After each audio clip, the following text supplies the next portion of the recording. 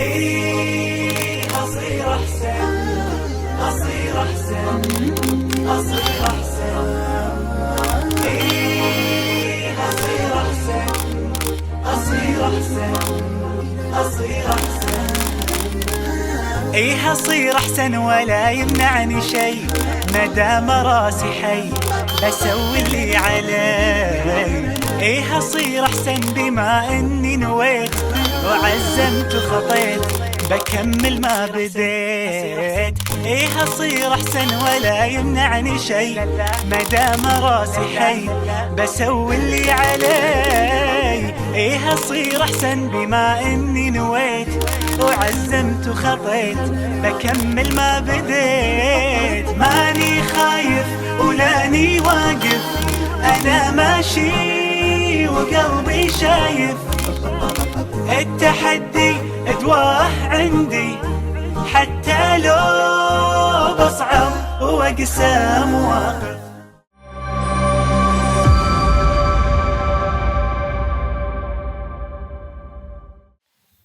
Assalamualaikum warahmatullahi wabarakatuh. Innal hamdalillah wassalatu wassalamu ala Rasulillah wa ala alihi wa sahbihi wa man tabi'ahum bi ihsan ila yaumil qiyamah.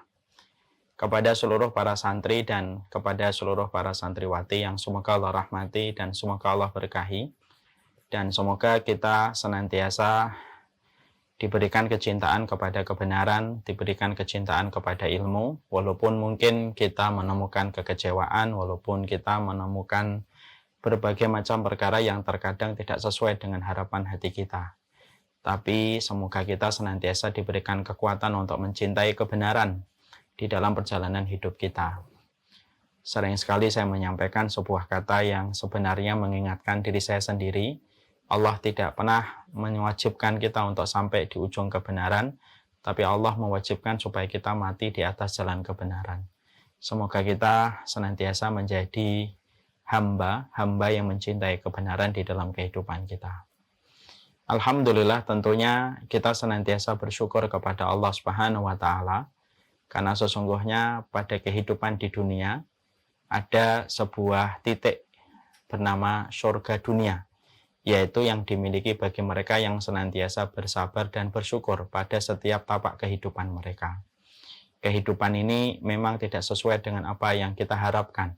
Kadang kehidupan berjumpa dengan kekecewaan, kadang kehidupan berjumpa dengan penderitaan, kadang kehidupan kita memperjumpakan kita dengan takdir yang tidak pernah kita duga dan tidak pernah kita rencanakan dan planning. Tapi begitulah kehidupan. Hidup itu bukan apa yang kita mau, tapi hidup itu dengan apa yang Allah mau dan apa yang Allah gariskan. Allah tidak perlu meminta persetujuan dari kita, tapi Allah itu mewajibkan bagi kita untuk bersabar dan bersyukur pada jalan kehidupan kita. Maka disitulah Allah akan memberikan pertolongan yang lebih besar daripada setiap irisan ujian yang terkadang kita jumpai dalam kehidupan. Allah tidak pernah mengatakan kehidupan ini gampang. Allah mengatakan hidup itu keras, hidup itu juga berat.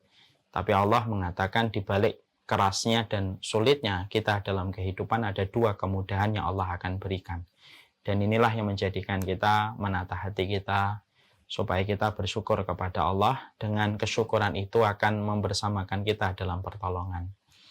Mengapa orang yang banyak duit belum tentu bisa menyelesaikan masalah? Kenapa orang yang terkenal juga belum tentu menyelesaikan masalah? Kenapa orang yang punya jabatan tinggi belum tentu bisa menyelesaikan masalah? Karena kita tentunya paham yang menyelesaikan masalah itu hanyalah Allah, bukan manusia dan bukan makhluk. Kita sering menjumpai ada orang kaya raya. Saya pernah berhadapan dengan orang yang curhat bagaimana dia menghadapi putranya yang sangat menyesakkan dada. Seluruh kekayaan yang dia miliki seakan tidak ada apa-apanya dibandingkan masalah yang dia hadapi ketika anaknya memusuhi dirinya. Artinya, semua kekayaan yang dia dapatkan seakan tidak ada artinya dengan masalah yang dia jumpai. Ada orang yang memiliki jabatan yang tinggi pun tidak lepas dari masalah. Disitulah kita harusnya mengerti kekayaan, jabatan, nama kita, dan posisi kita di masyarakat itu sama sekali tidak akan bisa menyelesaikan masalah yang kita jumpai. yang bisa kita lakukan adalah memberikan harapan hanya kepada Allah supaya Allah yang menyelesaikan setiap masalah yang kita dapatkan ketika hidup tidak sebagaimana idealisme kehidupan di surga. Syukur itu merupakan sebuah kunci yang membuka datangnya satu persatu pertolongan dalam kehidupan kita. Semoga kita senantiasa menjadi hamba yang bersyukur, bersabar dalam setiap irisan takdir kita, dan semoga Allah senantiasa memberkahi jalan kehidupan kita, dan semoga Allah senantiasa memberikan pertolongan dalam apapun yang kita temui pada setiap ujian yang kita dapatkan. Amin insya Allah. Seluruh para sahabat sahabiyah yang semoga Allah rahmati dan Allah berkahi. Tentunya kita paham sekali bahwasanya kehidupan itu menawarkan kepada kita dua tawaran. Orang yang ingin hidup bebas di dunia, silakan hidup bebas. Dia boleh memilih dosa, dia boleh memilih maksiat. Dia boleh minum alkohol, dia boleh meminum pergaulan bebas, dia boleh membanggakan duitnya dan hartanya, silahkan. Tapi siapapun yang sudah bebas di dunia, maka ketika mati tidak ada lagi kebebasan yang kedua. Semua kebebasan itu hanya di dunia dan akan diganti dengan penjara-penjara yang sempit pada kehidupan di akhirat, dimulai pada kehidupan barzah. Dia akan mengalami penjara karena kebebasan yang dia sudah lampiaskan dan sudah dia luapkan pada kehidupan di dunia. Penjara sempit akan dia peroleh, penjara sempit akan dia rasakan pedih dalam perjalanan menunggu hari kiamat, sampai perjalanan ketika dibangkitkan, melewati hisab, melewati mizannya Allah, sampai ketika dia di atas sirat. Semua akan berada kepada ketakutan dan semuanya akan berada kepada kesempitan, karena kebebasan hanyalah satu kali. Ada yang kedua, ada orang yang mereka itu sempit di dunia. Dia menahan diri dari segala perkara-perkara yang dia pandang dan dia lihat itu tidak diperkenankan oleh Allah. Hidupnya memang terbatas, karena memang dia memahami kehidupan bagi hamba yang beriman itu memang selayak penjara. Ketika akan melakukan ini, dia tahan. Ketika akan melakukan itu, dia tahan. Ketika akan melakukan ini, maka dia tahan, karena dia tahu perkara-perkara itu tidak diperbolehkan oleh Allah dan dilarang keras oleh Allah. Dan ketika itu dia terus berikan, dia hidupnya seakan-akan di dalam penjara, maka ketika dia mati, dia senang. Seakan-akan dia terbebas dari penjara dunia, menuju kepada kebebasan di alam barzah dan menuju kepada kebebasan dan kenikmatan pada kehidupan di akhirat. Untuk mengganti semua hal yang telah dia lewati ketika dia sempit pada kehidupan di dunia, ketika dia terpenjara, dengan berbagai macam hal yang tidak dia lakukan karena dia ingin menjaga hubungan dia dengan Allah. Inilah yang menjadikan kita memahami betul. Inilah yang menjadikan kita ingin menjadi orang yang memiliki kelapangan dalam kehidupan di alam barzah. Kita ingin menjadi orang yang dibebaskan dengan kebebasan yang maksimal pada kehidupan barzah kita dan kehidupan di akhirat kita. Dan itulah perkara yang menjadikan kita paham kenapa kita mempelajari kitab At-Tadhkirah. Karena sesungguhnya kitab ini merupakan sebuah kitab yang akan memberikan bekal kepada kita bagaimana menghadapi kehidupan di dunia, membayangkan kehidupan kita setelah mati, membayangkan kehidupan kita setelah di alam barzah, membayangkan bagaimana kehidupan kita nanti ketika hari kiamat datang, dan membayangkan kehidupan kita di akhirat. Dengan membayangkan semua perkara ini, maka kita harapkan semoga kita mampu disiplin pada kehidupan kita untuk supaya bisa selamat pada kehidupan ini dan selamat pada kehidupan di alam barzah. Inilah yang menjadikan kita membahas tentang kitab At-Tadhkirah. Sekarang mari kita buka halaman 260. Di sini kita akan mempelajari apa yang menjadi penjelasan dari Imam Qurtubi. Imam Qurtubi menurunkan sebuah keterangan tentang bagaimana sifat malaikat mungkar dan nakir. Dan bagaimana sifat pertanyaan keduanya. Kalau sifat pertanyaan keduanya sudah pernah kita bahas. Yang kita akan bahas secara singkat dan sederhana karena kita sudah pernah membahas tentang wajahnya malaikat maut. Ini hampir sama. Sesungguhnya kesamaan antara malaikat maut dan malaikat mungkar dan nakir adalah malaikat maut dan malaikat mungkar dan nakir merupakan malaikat yang memiliki dua sisi wajah. Ada sisi wajah yang dipakai ketika mereka berjumpa dengan orang yang beriman, dan ketika mereka mencabut ruhnya orang-orang yang beriman dan bertakwa. Tentunya malaikat maut betul-betul mencabut dengan wajah yang paling rupawan, yang menjadikan seseorang tidak ketakutan ketika berjumpa dengan malaikat maut, ketika malaikat maut memposisikan dirinya dengan wajah terbaik yang dia miliki ketika mencabut orang yang beriman. Karena orang yang beriman adalah orang yang akan disambut oleh Allah. Opening ceremony yang akan dihadapi oleh mereka yang beriman itu tepat ketika malaikat maut mencabut nyawanya. Malaikat maut itu akan mengatakan kepada setiap ruh yang akan dicabut dari jiwanya orang-orang yang beriman, irji'i ila rabbiki radiyatan mardiyah. Pulanglah kamu kepada Allah dalam kondisi ridho dan diridhai oleh Allah. Dan dia memakai wajah yang paling parasnya, paling rupawan, yang tidak menimbulkan rasa gentar ketakutan dan tidak menimbulkan kecemasan bagi setiap ruh yang akan dicabut dari fisiknya. Saya pernah bertemu dengan seorang yang menceritakan tentang salah satu circle sahabatnya dalam kondisi bergesekan yang luar biasa. Konfliknya begitu banyak, apapun yang meninggalkan Al-Quran, tidak mempelajarinya, kita termasuk pada kategori hamba-hamba Allah. Maka sesungguhnya setelah kita mendengarkan suara qari ini, karena sesungguhnya Islam itu betul-betul menempatkan persamaan dalam setiap anak itu bukan sesuatu yang gampang, terutama ketika mereka kita perintahkan untuk sholat. Kehidupan itu akan menghadapkan kita kepada orang yang kejujuran, yang menjadikan kita akhirnya mengetahui ini wanita apa yang diperbuat sampai setiap keluarganya ketika dimakamkan saya melihat saja. Apalah arti baik secara zahir kalau Allah saja memberikan diskon dan dispensasi selama 1 bulan itu 1 pekan mereka tidak inilah dunia. Bagaimana cara kita memahami dunia ini? Lihat doanya Umar bin Khattab. Allah yang mengetahui bahwasanya Nabi Muhammad adalah orang yang paling beriman. Kapan seseorang itu berjalan di atas kaidah Rabbani? Kapan seseorang itu berjalan di atas perbanyak sumpah? Karena orang yang memperbanyak sumpah itu akan mendapatkan. Mereka suka mengatakan la tuhaditsuna illa bil Quran. Ini adalah mobil-mobil limited edition. Harganya 10 kali lipat. Kita rubah narasi menjadi aksi. Mari kita rubah setiap. Lalu merasa tidak tahu, dia tidak akan sombong. Orang kalau merasa tidak tahu, dia selalu menelisik detail.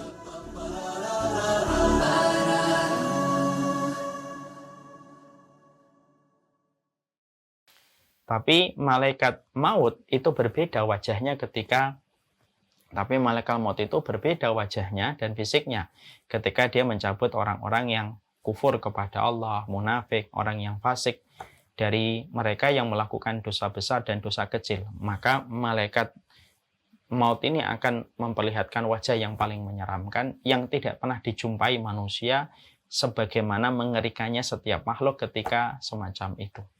Dan akhirnya ini menjadi sebuah hukuman pertama. Sebelum seseorang itu berpindah ke alam barzah, dia sudah mendapatkan hukuman. Bagi mereka yang kufur, bagi mereka yang syirik, bagi mereka yang fasik, mereka melihat bagaimana rupa malaikat maut itu sudah tertekan dan mereka pada ketakutan yang sangat luar biasa melihat kondisi malaikat maut ketika mencabut nyawa mereka. Saya sudah sampaikan ini. Malaikat maut itu memiliki 2 sisi wajah sebagaimana yang diterangkan oleh riwayat-riwayat yang ditulis oleh Imam Qurtubi. Sama di sini juga Imam Qurtubi menyampaikan malaikat mungkar dan nakir merupakan malaikat yang diberikan oleh Allah amanah, didelegasikan untuk memberikan fitnah, memberikan ujian kepada setiap para penghuni kubur ketika mereka bermalam yang pertama di dalam kubur. Ketika setiap para penghuni kubur mereka bermalam yang pertama di dalam kubur mereka, maka akan didatangi oleh malaikat mungkar dan nakir. Kemarin saya sudah pernah menerangkan ya prosesnya, bagaimana ketika ruh itu masih di dalam jiwa fisiknya manusia, maka yang mencabutnya itu adalah malaikat maut. Lalu yang menerima ruhnya itu adalah malaikatur rahmah kalau dia orang yang beriman. Kalau ruh itu merupakan ruhnya orang yang fasik, maka yang menerimanya malaikatul adab. Jadi ada malaikatur rahmah, ada malaikatul adab setelah malaikat maut. Jadi malaikat maut mencabut nyawa, Kemudian malaikatur rahmah yang membawa, kalau yang dibawa adalah ruhnya orang yang beriman. Malaikatul adab yang akan menyambutnya dan membawanya kalau yang dicabut adalah orang fasik. Maka kemudian dibawalah ruhnya orang itu menuju ke langit, menembus langit yang ketujuh. Lalu Allah menyampaikan, kembalikanlah dia ke bumi, disitulah aku menciptakannya, dan disitu pula aku akan membangkitkan kembali. Di dalam riwayatnya Barok bin Azib. Maka ruh itu akan dibawa lagi, menemui jasadnya yang dibawa para pelayat ketika membawa fisik ke dalam liang lahat kuburan. Ketika sudah masuk ke dalam kuburan di alam barzah, berjumpa kembali dengan fisiknya yang dibawa oleh pelayat, maka pada saat itu malaikatur rahmah sudah selesai. Malaikatul adab sudah selesai. Maka digantikan lagi. Malaikatur rahmah, malaikatul adab sudah selesai, pindah kepada pekerjaan yang lainnya. Karena mereka berada pada kesibukan. Mereka meninggalkan roh itu, nanti digantikan oleh malaikat munkar dan nakir yang turun. Fayang zilani, kalau Rasulullah mengatakan di dalam riwayatnya, Fayang zilani, dua malaikat turun, yaitu munkar dan nakir, menggantikan posisi malaikatur rahmah atau malaikatul adab. Malaikat munkar dan nakir ketika turun akan menyesuaikan dengan ruh yang mereka akan tanya. Karena mereka sudah punya list, mereka sudah punya nama yang akan mereka ajukan pertanyaan menjadi fitnah kubur. Mereka sudah punya listnya. Ini adalah orang yang beriman, ini bukan orang beriman. Ini orang kafir, ini bukan orang kafir. Ini munafik, ini bukan orang munafik. Dia sudah punya listnya. Maka ketika mereka sebelum turun dan bertanya, mereka sudah memiliki wajah. Di mana wajah itu dan paras itu disesuaikan dengan ruh yang akan mereka tanya dan mereka uji dengan pertanyaan yang datang dari mereka. Kalau yang ditanya orang yang beriman, orang yang bertakwa kepada Allah, orang yang selalu membenarkan perkataan Allah dan perkataan Rasul semacam sepanjang hidupnya, maka malaikat munkar dan nakir akan memperlihatkan wajah yang begitu menyenangkan, sehingga memberikan rasa nyaman bagi setiap roh di dalam barzah ketika mendapatkan fitnah atau mendapatkan ujian pertama kali di dalam barzah mereka. Maka disampaikanlah pertanyaan tentang Robnya, siapa nabinya, apa agamanya, dan Allah yang akan membantu rohnya orang-orang yang beriman untuk menjawab. Ini kalau yang ditanya adalah orang yang beriman. Tapi kalau yang akan ditanya itu adalah orang-orang kafir, orang yang musyrik, maka yang akan turun malaikat munkar dan nakir dengan wajah yang berbeda dengan wajah yang dia pergunakan ketika bertanya kepada orang yang beriman. Dengan wajah yang menakutkan, dengan wajah yang menyeramkan, sampai menjadikan orang-orang yang mendustakan Allah dan mendustakan Rasulullah sepanjang hidupnya, maka mereka berada pada tekanan yang sangat luar biasa, dan tekanan itulah yang menjadikan mereka terbata-bata tidak bisa menjawab pertanyaan-pertanyaan yang diajukan oleh malaikat munkar dan nakir. Nah, itulah titik poin yang disampaikan oleh Imam Qurtubi di sini. Jadi malaikat munkar dan nakir itu menyesuaikan ya siapa yang ditanya, karena mereka sudah memiliki listnya. Karena setiap orang ketika mereka di dalam kuburan itu mereka sudah secara global mereka sudah ketahuan mereka akan mengarah kemana, apakah mereka akan mengarah ke surga ataukah mereka mengarah ke neraka ya. Dan malaikat munkar dan nakir menyesuaikan dengan orang yang mereka tanya ketika pertama kali mereka berada di alam barzah. Masya Allah ya. Kadang-kadang kalau kita membayangkan hadis yang disampaikan dalam riwayat Barok bin Azib, saya kemarin 2 hari yang lalu mendatangi salah satu jamaah yang beliau sedang di MRI gitu, karena beliau tiba-tiba agak sulit jalan. Ketika saya I'adatul Marid, saya menjenguk beliau masuk MRI, beliau menceritakan pengalaman ketika masuk MRI itu harus masuk tabung, kemudian tidak boleh banyak bergerak, harus banyak diam, dan itu dilakukan bukan 1 menit, 2 menit, 5 menit, 10 menit, tapi sampai 1 jam, hampir 1 jam lebih. Beliau membayangkan, Masya Allah, saat saya ketika masuk tabung itu rasanya bercampur aduk jadi satu. Saya masuknya sendirian, perawat-perawat di luar, saya harus diam, saya tidak boleh banyak bergerak. Kemudian saya bayangkan di tempat itu. Lalu pikiran saya melayang kemana-mana, gimana kalau mati, gimana ketika di alam barzah, ketika di kuburan, ketika nanti dibangkitkan di alam akhirat. Semua pikiran saya mengarah ke situ. Makanya saya ketika mendengar penjelasan beliau, itu menjadi sebuah perenungan kan untuk kita semuanya. Hal ini pasti datang. Waktu ini pasti datang. Ya. seliberal apapun orang menolak keyakinan kepada hari akhir, dia pasti akan berjumpa dengan malaikat. Kalau dia mengimani, maka dia akan berjumpa dengan apa yang dia imani dan dia akan tenang. Barang siapa yang mengingkari dan mengkufuri, maka dia pun akan berjumpa dengan apa yang dia kufuri. Barang siapa mengimani tetapi lalai, maka dia akan berjumpa dengan apa yang dia lalaikan ketika hari itu pasti datang. Makanya saya bisa merenungkan apa yang pernah disampaikan oleh Syekh, pertanyaan yang pernah disampaikan kepada Syekh Utsaimin. Banyak pertanyaan yang disampaikan kepada Syekh Utsaimin. Begini pertanyaannya. Gimana Syekh kalau saya mendapati wasiat dari keluarga yang meninggal dunia, dikuburkannya jangan malam-malam, tapi dikuburkannya adalah siang. Karena dia takut kalau dikuburkan pada waktu malam. Maka Syekh Utsaimin menjawab dalam fatwanya, dan fatwa ini bisa menjadi sebuah perenungan untuk kita. Maka Syekh Utsaimin mengatakan di dalam fatwa beliau, kalau seseorang sudah di dalam kubur, mereka tidak akan pernah mengenal siang dan malam. Karena siang dan malam itu konteksnya hanya dalam kehidupan di dunia. Siang identik dengan matahari, malam identik dengan bintang dan bulan. Di akhirat tidak ada siang dan malam. Di akhirat itu tidak ada siang dan malam. Mau dikuburkan malam, kamu tetap sendirian. Mau dikuburkan siang, kamu tetap dia akan dikuburkan sendirian. Dan sesungguhnya, alam barzah itu sempit. Dan alam barzah itu memiliki sebuah lubang yang sempit yang setiap orang pasti melewati. Kalaulah ada orang yang mampu melewati lubang yang sempit itu dalam kondisi yang nyaman, pastilah anak kecil itu adalah orang yang paling berhak lepas dari sempitnya alam barzah ketika pertama kali didatangi, kata Rasulullah. Tapi anak-anak kecil pun yang meninggal ketika balik, ketika mereka belum terkena beban hukuman dan belum terkena beban pahala dengan apa yang mereka kerjakan, itu pun merasakan sempitnya alam barzah ketika mereka datangi. Dan kita akan mendatangi tempat itu sendirian.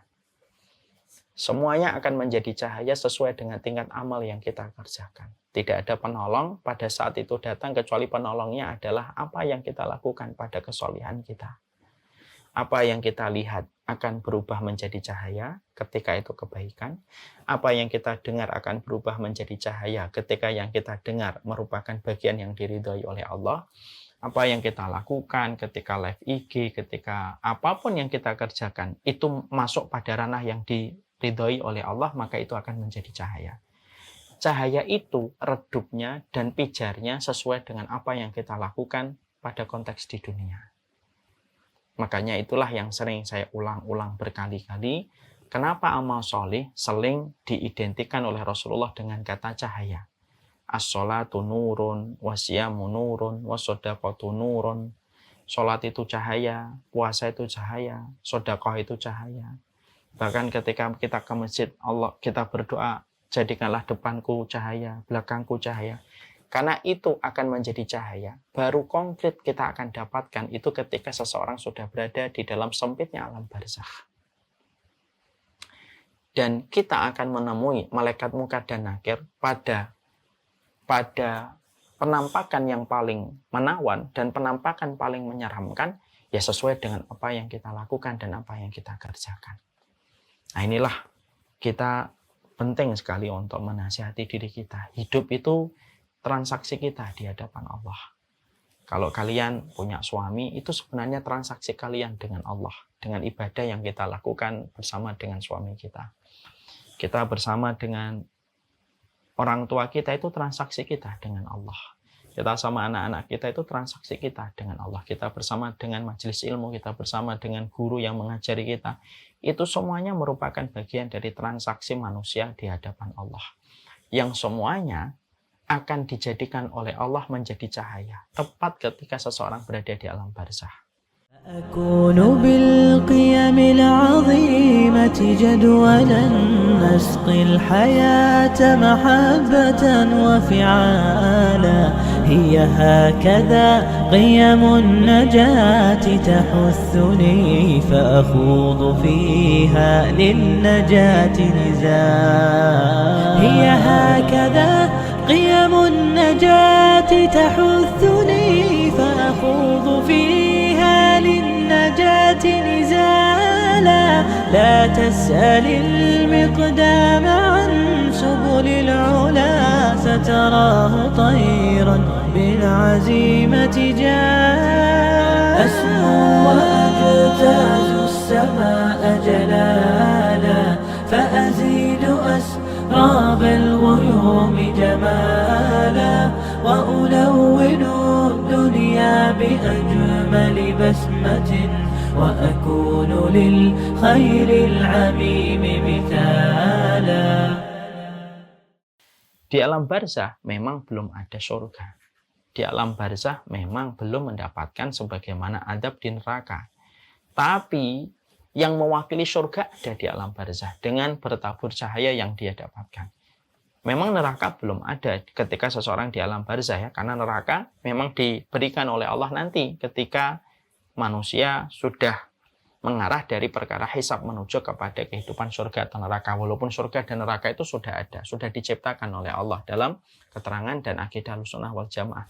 Tapi memang di alam barzah belum ada. Nerakanya itu tidak ada yang dimasukkan ke neraka. Tapi perwakilan neraka sudah ada. Ya.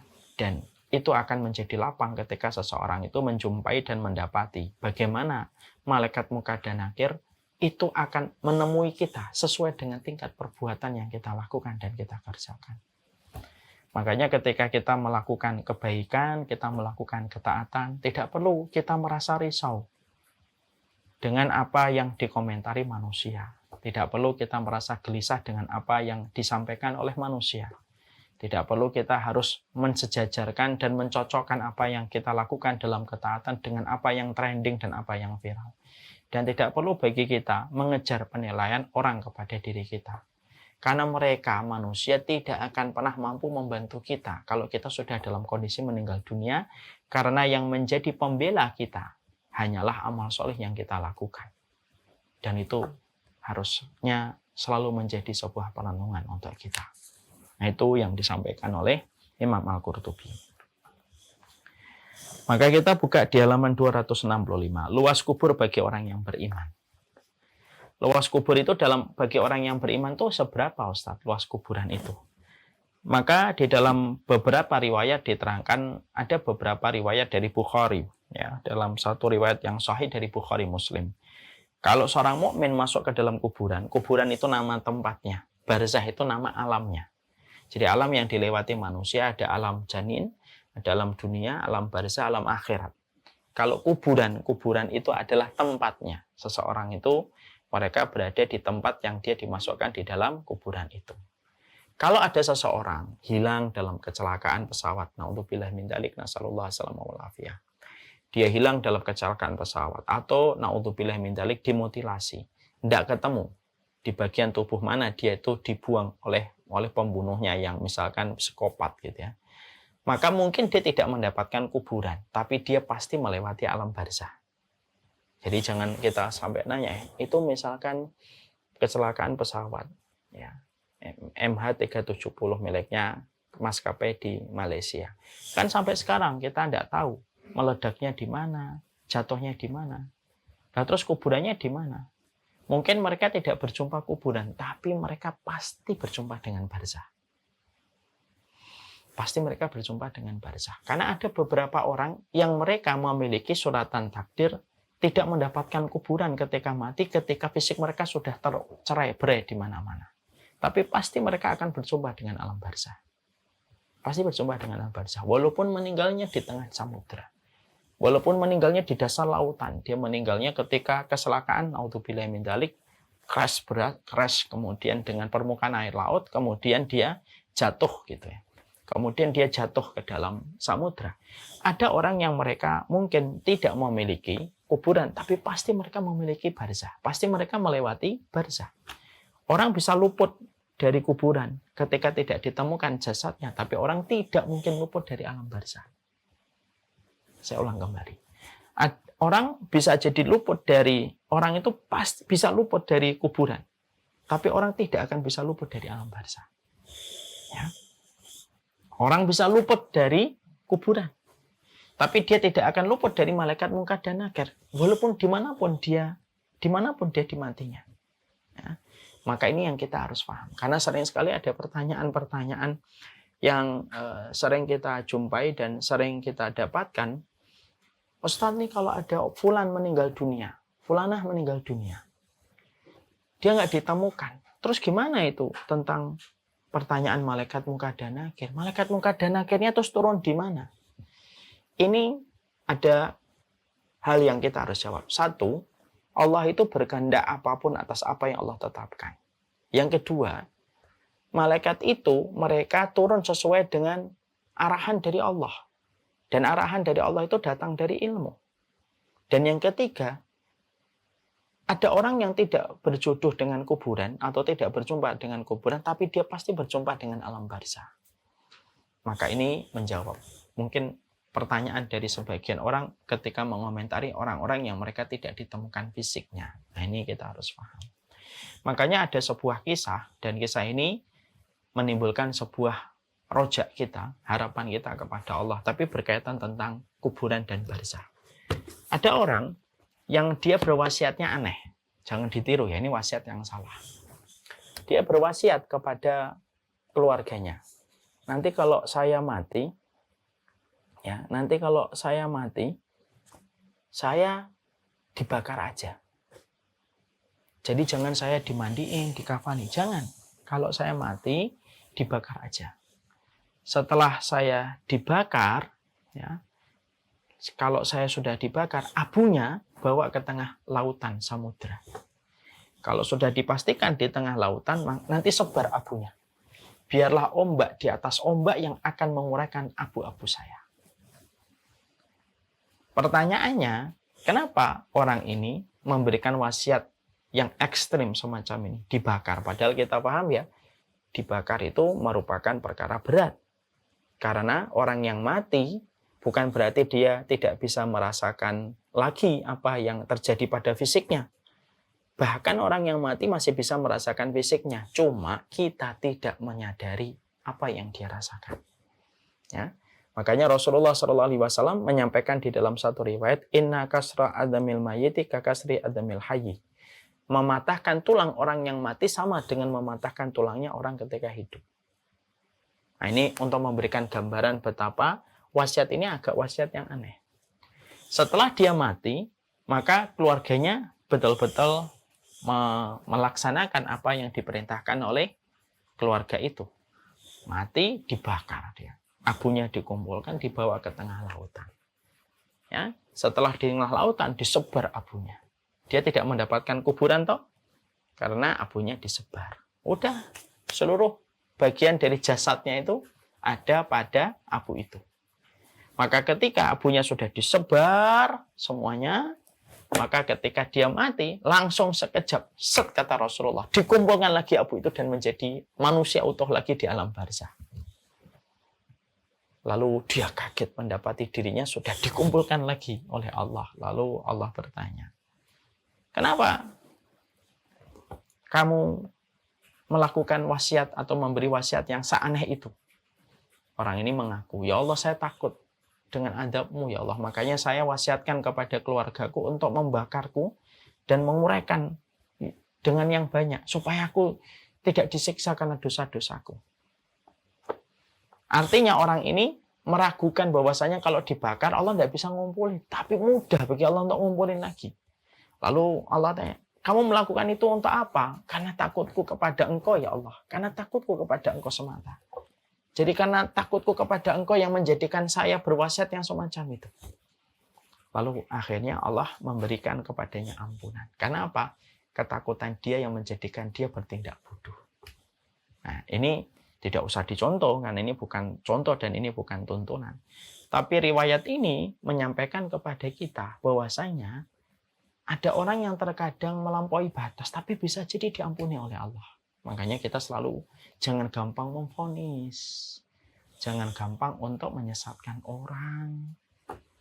Karena sesungguhnya manusia itu miliknya Allah. Allah kalau mau ngampuni gimana?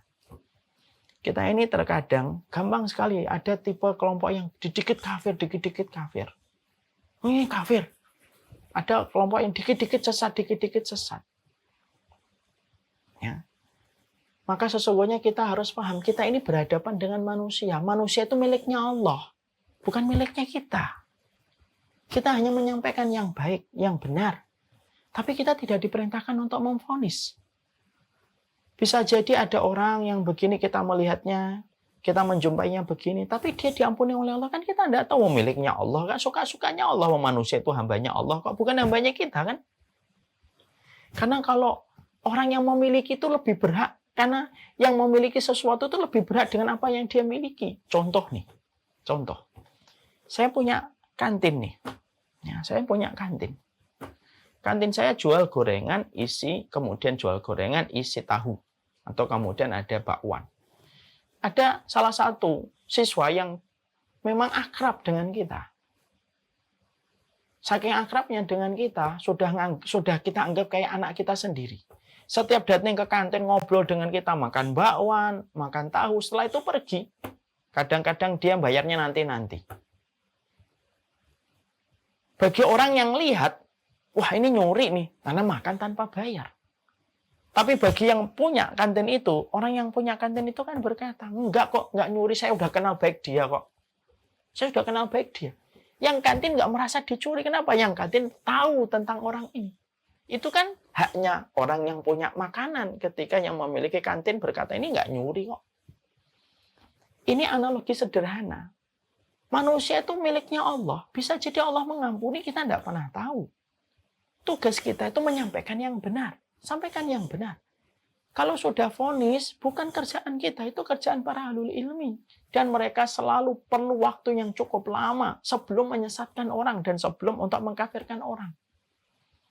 Hari ini tuh Masya Allah ya, ada orang baru baca 1-2 kitab. Hari ini orang baru LC, baru sekolah di Madinah atau baru sekolah di Mesir, sudah begitu gampang untuk nyesatin orang. Begitu gampang untuk mengkafirkan orang. Ya tidak bisa. Kayak gitu. Bukan agama dan bukan kulturnya sunnah kita diperintahkan untuk menyesatkan dan gampang untuk mengkafirkan orang. Dan akhirnya semacam itu kita tertampar dengan hadis yang tadi dalam riwayat Bukhari. Ada orang berwasiat supaya dibakar. Coba, wasiatnya supaya dibakar. Ketika dia memberikan wasiat untuk dibakar, dia meyakini kalau dia itu dibakar kayak abu, Allah tidak bisa ngumpulin dia. Itu kan berarti sudah tindakan melampaui batas itu. Dia menentang sifatnya Allah. Innallaha ala kulli syai'in qadir. Bahwasanya dia menolak salah satu sifatnya Allah, bahwasanya Allah itu mampu atas segala sesuatu. Tapi ketika dia di hadapan Allah ditanya, kenapa kamu melakukan dan memberikan wasiat yang semacam itu? Karena saya takut sama engkau ya Allah dengan dosaku. Maka Allah ngampuni.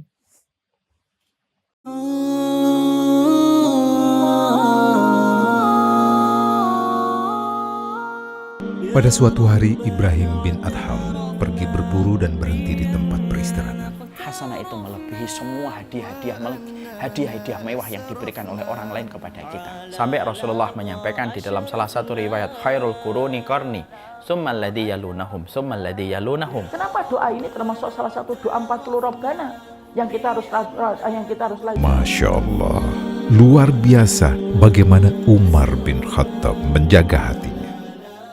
Takkan peraturan untuk anak, untuk suami, untuk istri, untuk orang-orang di sekitar kita. Jadi mereka sudah betul-betul kosong. Mereka sudah menggadaikan ibunya, menggadaikan anaknya, menggadaikan istrinya, sudah tidak diterima. Mendapati keluarga kita berangkat lebih dulu, jam keberangkatan mereka kepada alam barzah. Anak kita kalau umur 10 tahun tidak menegakkan sholat, kita disuruh mukul. Pukulan yang tidak sakit.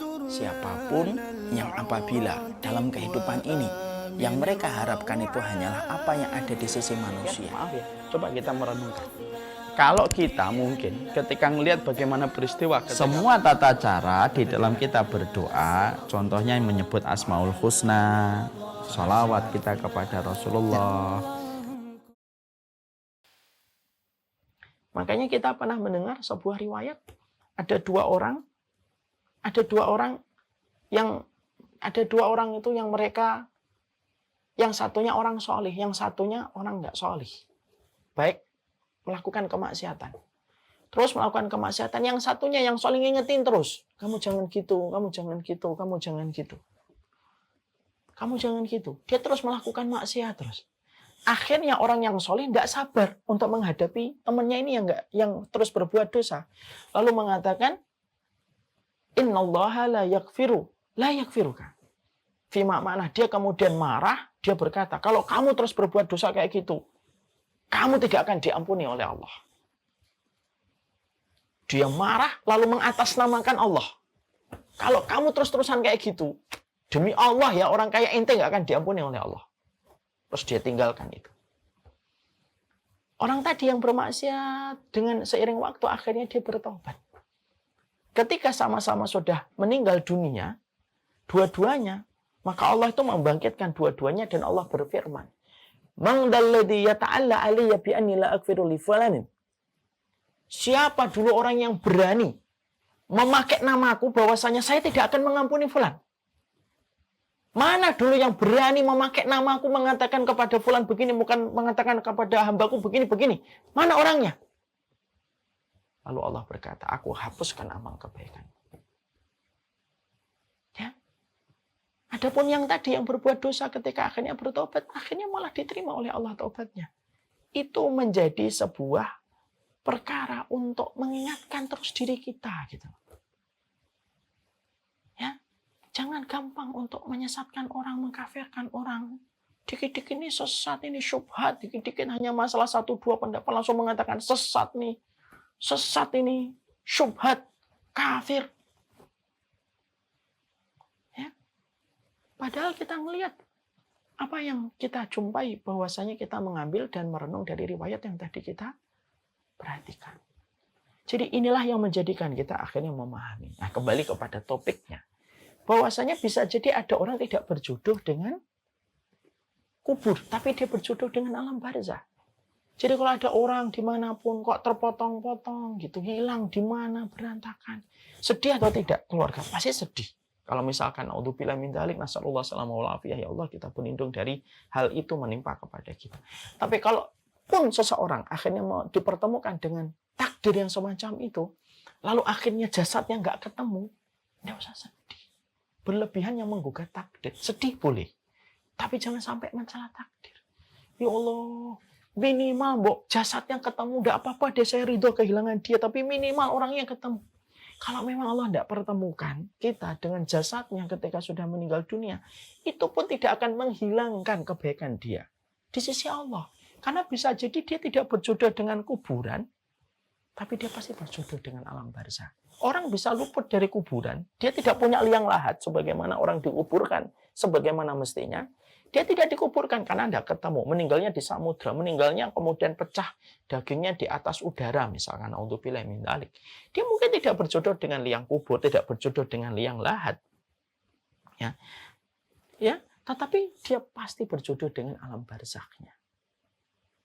Dan itu yang menjadikan kita akhirnya memahami. Itulah tentang masalah kuburan dan alam barzakh. Malaikat Munkar dan Nakir, yaitu malaikat yang mereka akan menyesuaikan itu. Malaikat Munkar dan Nakir menyesuaikan siapa yang didatangi oleh mereka. Itu yang kita sudah bahas. Sekarang kita buka halaman 265. Luas kuburan bagi orang yang beriman. Sesungguhnya terdapat banyak asar bahwasanya kuburan itu dilapangkan, ada yang mengatakan 70 hasta. Ada yang dipanjangkan, yaitu dalam riwayat Tirmidzi 70 kali 70 hasta. Ada yang dipanjangkan dalam hadis riwayat Bara' bin Azib dalam riwayat yang sahih sejauh mata memandang. Kemudian saya pernah berkata dari Ali bin Ma'bad pernah bertanya kepada Aisyah, ya, tidakkah engkau ceritakan kepada kami tentang keluarga kami yang telah dikubur, apa yang dia alami dan diapakan dia? Maka Aisyah mengatakan, jika dia beriman, maka kuburannya dilapangkan sejauh 40 hasta. Ya. Artinya bahwasanya kuburan yang kita lihat 2x1 itu penampakan mata kita. Jadi ini di sini kita harus paham, mata itu sering menipu. Nah, jadi kalau kita ngelihat ini apa yang kita ambil sebuah pelajaran, mata itu sering menipu. Mata itu sering menipu. Maka apa yang dilihat oleh manusia ketika menguburkan orang 2x1, ketika dia dikuburkan, ditumpuk dengan tanah, itu yang dilihat oleh mata. Tapi kenyataan di balik mata yang tidak bisa melihat, sebenarnya kuburan itu ada yang disempitkan, ada yang dilapangkan. Kalau dia adalah orang yang betul-betul beriman, maka sesungguhnya ketika dilapangkan kuburnya, maka ketika dia beriman, maka dilapangkan. Dan sebagaimana riwayatnya dilapangkan sejarak 40 hasta. 40 hasta itu ya sekitar berapa ya? Sekitar mungkin hampir 30, hampir 25 meter. Dilapangkan kuburannya. Dan itu menjadi terminal pertama. Kok tidak dilapangkan sejarak seluas langit dan bumi? Itu nanti di surga. Maka ketika di dunia, maka dilapangkan dia. Dilapangkan, ada yang dilapangkan sejarak 40 hasta. Ada pula yang kemudian dilapangkan 1 farsah. 1 farsah itu kalau dalam bahasa hitungan Indonesia itu sekitar 8 kiloan. 8 kiloan ya. Itu 1 farsah. Ya. Ada yang kemudian cuma diberikan 1 fater. 1 fater itu sejarak ibu jari dan ibu telunjuk. Cuma segini doang. Jadi 2 kali 1 yang kita lihat sudah sempit. Ada yang disempitkan lagi, yaitu 2 kali 1. Semua itu tergantung bagaimana amal yang dilakukan dan amal yang dikerjakan oleh manusia itu sebelum dia berpulang ke rumah masa depan. Yaitu rumah 2 kali 1 yang dia jumpai pada wafatnya dan pada kematiannya. Ini ada sebuah kisah nyata. Mari kita mendengar kisah nyata yang disampaikan oleh Imam Qurtubi. Ya. Saya pernah mendengar sebagian ulama itu bercerita. Ya. Ada seseorang penggali kubur, menggali kuburan di sebuah pekuburan di Mesir. Ya. Waktu itu dia menggali 3 kuburan. Ya. Dia menggali 3 lubang kuburan. Setelah selesai menggali 3 kuburan, karena ada orang yang meninggal dunia, meminta kepada dia, Pak, ini ada orang 3 nih meninggal dunia. Tolong kubur 3. Ya. Dia menggali 3. Ya. Maka kemudian setelah selesai, itu kan pekerjaan yang membutuhkan effort yang luar biasa. Beliau kelelahan dan akhirnya tertidur. Maka ketika di dalam tidurnya, dia bermimpi melihat 2 malaikat turun. Lalu berhenti di salah satu kubur. Lalu salah seorang dari kedua malaikat itu berkata kepada temannya, yaitu 2 malaikat itu turun, yang dia jumpai di dalam tidur itu. Ya, 2 malaikat itu turun. Lalu 2 malaikat itu turun. Ketika 2 malaikat itu turun, maka malaikat itu ngobrol dengan malaikat yang satunya. Kamu tulis nih kuburan yang pertama ini 1 kali 1 farsah. Maka malaikat itu langsung nuliskan di kuburan yang tadi baru digali itu 1 kali 1 farsah. Kemudian malaikat bergeser ke kuburan yang kedua. Lalu kemudian malaikat itu berkata kepada temannya lagi, tuliskan 1 kali 1 mil kuburan yang kedua. Maka dituliskan 1 kali 1 mil pada kuburan yang kedua. Ya, kuburan yang kedua. Ya. Kemudian setelah itu kemudian bergeser kepada kuburan yang ketiga. Kuburan yang ketiga itu tuliskanlah 1 kali 1 fater. Fater itu tadi sudah paham ya, kalau farsah itu 8 kilo. 1 mil kita sudah paham. Kemudian 1 fater itu antara ibu jari dan telunjuk. Ini namanya 1 fater. Cuma segini doang. Kira-kira berapa ya? 30 cm ya mungkin ya. Atau 20 cm. Tuliskan pada kuburan yang ketiga 1 kali 1 fater. Ya Allah, sempit banget ya. 2 kali 1 aja sudah sempit. Ini 2 kali 1 fater, yaitu 1 kali 1 fater. Jadi 1 kali 1. Jadi di sininya 20 cm, di sininya 20 cm. Masya Allah ya. Maka kemudian penggali kubur itu langsung bangun dari tidurnya. Dia kemudian mikir, ya Allah, ini mimpi yang kuburan pertama 1 kali 1 farsah. Kuburan yang kedua 1 kali 1 mil. Kuburan yang ketiga 1 kali 1 fater.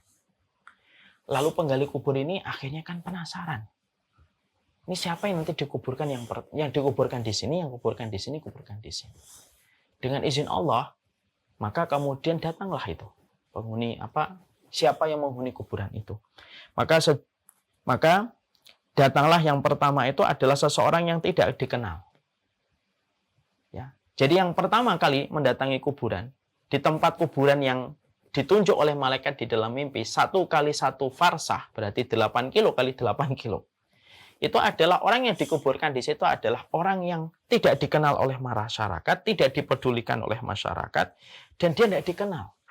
Lalu dikuburkan di pertama, yang dikatakan oleh malaikat 1 kali 1 farsah. 1 kali 1, 8 kilo. Berarti luas, gede. Dan ternyata yang menempati itu siapa? Orang yang tidak dikenal. Orang yang tidak diperdulikan masyarakat. Makanya betul kata Rasulullah, ada penduduk surga yang terkadang orang itu tidak peduli. Kalau datang, tidak diperdulikan. Kalau datang juga tidak pernah dijemput. Kalau kemudian pergi juga tidak pernah diantar. Dia orang biasa banget. Tapi ternyata ketika meninggal, penduduk malaikat itu mengenalnya. Dan dia dimuliakan ketika dia di dalam alam barzah itu sudah dimuliakan oleh Allah. Itu kan kata Rasulullah, ada orang-orang yang mereka itu tidak dikenal. Rumahnya nggak pernah diketok, nggak pernah minta tolong. Karena apa? Posisinya itu tidak berharga gitu. Di mata masyarakat. Tapi justru dia menjadi orang ketika mati. Langsung dilapangkan kuburnya. Dan orang ini yang ditulis kisahnya oleh Imam Qurtubi itu berkata, maka di lubang yang pertama yang dikatakan oleh malaikat 1 kali 1 farsah itu diperuntukkan bagi orang yang tidak dikenal oleh orang, tidak dipedulikan oleh orang. Insya Allah ya. Makanya menjadi tidak terkenal itu kadang berkah. Lebih ringan hidupnya. Ya. Maka digalilah dan dikuburkan dia di kuburan yang pertama. Lalu kemudian, datanglah ada orang lain yang juga dikuburkan di kuburan yang kedua. Ya, dengan sifat yang sama. Oleh sifat yang sama. Maka kemudian dikuburkan di kedua. Yang dikatakan oleh malaikat di dalam mimpi penggali kubur itu apa? 1 kali 1 mil. Maka di kuburan yang kedua. Kemudian, ya, ada yang dibawa lagi, yang ketiga ada seorang wanita dari kalangan keluarga elit dan terkemuka di negeri itu. Semasa hidupnya dikelilingi banyak orang. Tapi ketika dia meninggal, dia diletakkan pada kuburan yang ketiga. Yang dikatakan oleh malaikat yang dijumpai oleh penggali kubur itu 1 kali 1 fater saja. Dan itu kemudian menjadi sebuah perenungan untuk kita. Ini kisah. Ya, kisah yang pernah dilihat oleh penggali kubur. Karena terkadang kita kalau mendapati kadang-kadang mimpi bisa menjadi sebuah perkara yang menjadi renungan untuk kita. Karena mimpi kan datang dari Allah, mimpi datang dari Allah, mimpi datang dari setan, dan mimpi bisa datang dari apa yang sering kita pikirkan. Dan ini sampai dimasukkan ke dalam pembahasan yang ditulis oleh Imam Qurtubi di dalam kitabnya Tadhkirah, memberikan kepada kita sebuah pegangan. Kuburan itu yang kita lihat cuma 2 kali 1. Karena mata kita lemah. Dan mata kita tidak bisa melihat banyak perkara yang harusnya yang terjadi karena lemahnya kekuatan mata kita kan. Mata kita dengan matanya kucing aja kalah kekuatannya. Kita sudah gelap dikit sudah nggak kelihatan. Kita kalau sudah dalam kondisi umur nambah itu sudah menjadikan rabun. Penglihatan kita sudah mulai rabun. Dan banyak sekali hal yang terkadang tidak kelihatan oleh mata kita. Dan salah satu yang disampaikan di dalam pembahasan ini adalah sama 2 kali 1 itu yang kelihatan oleh mata kita. Sebenarnya dia bisa memanjang 1 kali 1 farsah 8 kilo. Bisa jadi 1 kali 1 mil, kata Imam Qurtubi. Bisa kemudian 1 fater. Itu tergantung manusianya sendiri. Bagaimana amal yang dia lakukan dan amal yang dia kerjakan. Dan kisah nyata yang disampaikan ini, yang disampaikan Imam Qurtubi itu disampaikan oleh banyak ulama-ulama yang bercerita. Dan akhirnya diambil sama Imam Qurtubi menjadi bagian dari tulisan beliau di dalam kitab ini. Ya ilahal wujud qad sa'imtul. Jauhkanlah orang ini dari neraka ya Allah. Ketika pandangan, maka sesungguhnya Al-Quran itu memetakan orang-orang yang mereka tidak pernah ingat. Mereka rela terstruktur, terevaluasi di dalam proses mereka belajar. macam peristiwa. Yang mana peristiwa itu satin orang. Maka kelak pada kehidupan di akhirat, mereka nanti lapor hisab kemudian mulai dilakukan. Maka ketika hisab itu sudah mulai dijalankan, tapi mereka tidak jahat, mereka tidak mendolimi. Tidak ada orang yang kebingungan dalam kehidupan di akhirat. Kecuali kebingungan tidak pernah punya istri dan Allah tidak punya anak. Allah nanya kepada orang Nasr. Yang satunya tidak mau masuk lagi ke lubang itu. Semacam itu. Ketika sudah bicara tentang bagaimana apinya, itu berisi di dalamnya air. Dan mereka menyangka bahwasanya mereka akan diberikan kesegaran sejenak. فحملت الهدى صادقا في المدى. Jadi Masya Allah inilah yang memberikan kepada kita sebuah reminder gitu. Itulah kehidupan rumah masing-masing dari kita kelak ketika kita semuanya pasti akan berpulang. Dan saya sudah sering menyampaikan untuk menasihati diri saya. Bisa jadi kita tidak berjodoh dengan fulan, kita tidak berjodoh dengan jabatan ini, kita tidak berjodoh dengan posisi ini. Mungkin kita tidak berjodoh dengan fulana, kita tidak berjodoh dengan fulana. Tapi pasti kita akan berjodoh dengan kuburan kita. Dan kita pasti akan berjodoh dengan amal soleh. Kita pasti akan berjodoh dengan alam barzah kita. Itu pasti kita akan berjodoh. Ya. Dan ternyata terminal pertama itu akan terbentuk sesuai dengan amal yang kita kerjakan. Kalau kisah nyata ini, yang kita baca di halaman 265 ini, kita relate, kita sambung dengan apa yang disampaikan oleh sahabat Utsman bin Affan, Masya Allah ya. Maka betul kalau Utsman bin Affan itu, ingat kan para santriwati di Sahabiyah, kan saya sering sekali menyampaikan riwayatnya dari Utsman bin Affan kan. Utsman bin Affan itu kalau diceritakan surga dan neraka belum tentu nangis. Tapi setiap Utsman bin Affan duduk di samping kuburan selalu nangis. Sampai orang itu ada yang berkata, curhat sama Utsman bin Affan. Ketika disebutkan kata surga dan neraka belum tentu engkau nangis. Tapi ketika disebutkan tentang kuburan, alam barzah, kamu selalu meneteskan air mata. Apa jawaban dari Utsman bin Affan? Ya, al-qabru manzilatun min manazilil akhirah. Faman naja minhu fama ba'dahu aisar. Fa illam yanju minhu fama ba'dahu asyad.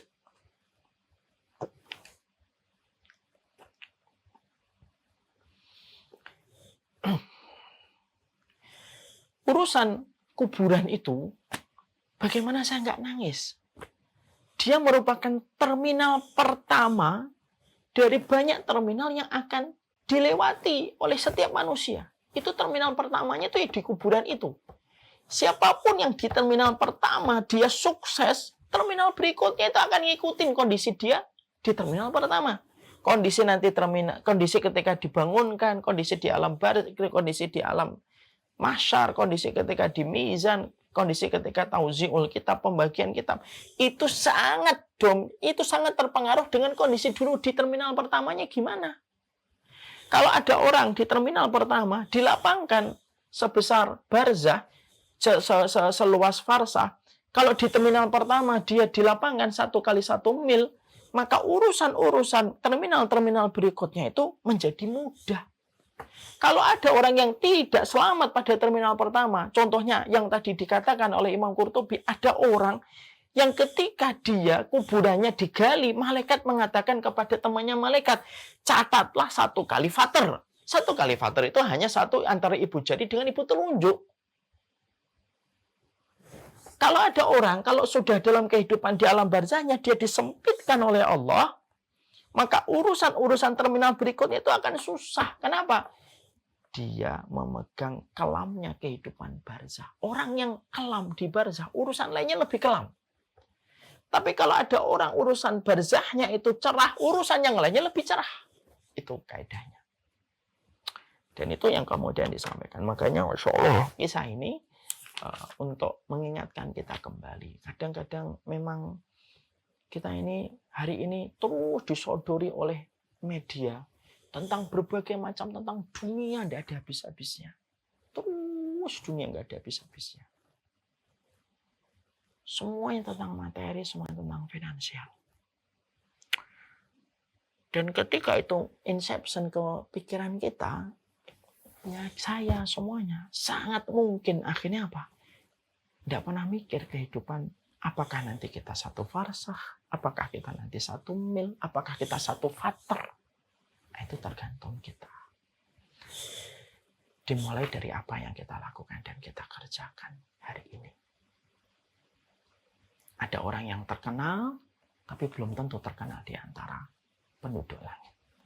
Ada orang yang tidak terkenal, tidak diperdulikan, tidak dicari orang, tidak dihormatin orang.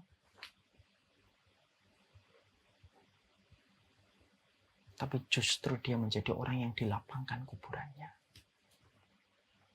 Ya. Semoga Allah memberikan keberkahan pada sisa umur kita. Wassalamualaikum warahmatullahi wabarakatuh. Walhamdulillahirabbil alamin.